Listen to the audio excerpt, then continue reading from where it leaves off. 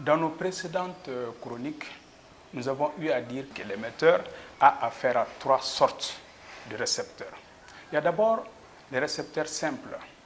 Simples parce que ces récepteurs ne sont qu'un lieu de transaction de l'information, qui n'apportent aucune déformation, qui n'améliore pas l'information, qui ne les renforce pas, qui ne touche pas à l'information si vous voulez. Donc, qui ne traitent pas l'information et qui ont pour mission seulement de transmettre l'information. On les appelle des récepteurs simples. Parmi eux, il y en a qui parmi eux ont pour mission de transformer une voix linéaire en voix multidimensionnelle telle que la radio. Il y en a qui ont pour mission de transformer à l'inverse une voix multidirectionnelle en voix linéaire telle que le tube acoustique. Ensuite, il y a aussi parmi eux qui ont pour mission seulement de faciliter la transmission de la voix. Et on peut penser à l'amplificateur. Il y a aussi ceux qui transcodent une voix, c'est-à-dire qui transforment une voix acoustique en voix électrique telle que le téléphone. Deuxième catégorie de récepteurs, c'est les récepteurs qu'on appelle les récepteurs chronologiques. Parce qu'eux, ils traitent l'information en l'améliorant ou en la détériorant, c'est selon, mais en fonction de leur capacité. C'est des récepteurs qui sont dotés d'un certain nombre de données, d'un certain nombre de connaissances avec lesquelles ils traitent l'information qu'ils reçoivent du récepteur. On les appelle les récepteurs chronologiques parce qu'ils traitent l'information par rapport au temps. Un exemple, c'est l'ordinateur.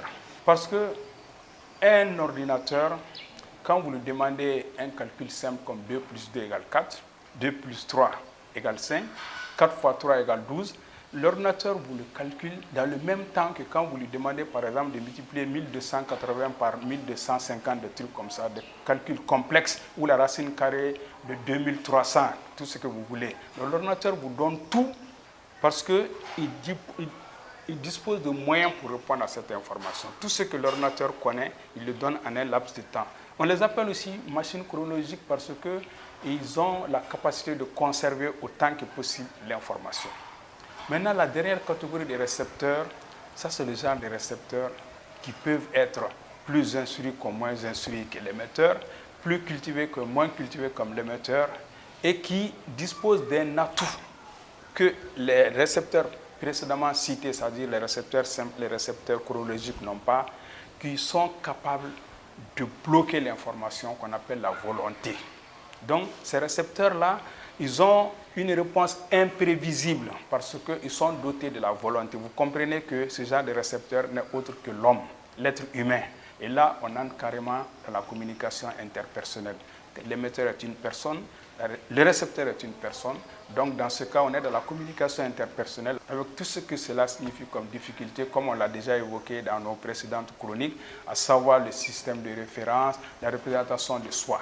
Ensuite, ce qui est très important aussi à souligner, c'est que la communication entre deux individus, c'est une communication entre deux cerveaux. Tout un phénomène que nous allons développer dans nos prochaines chroniques. La communication entre deux cerveaux.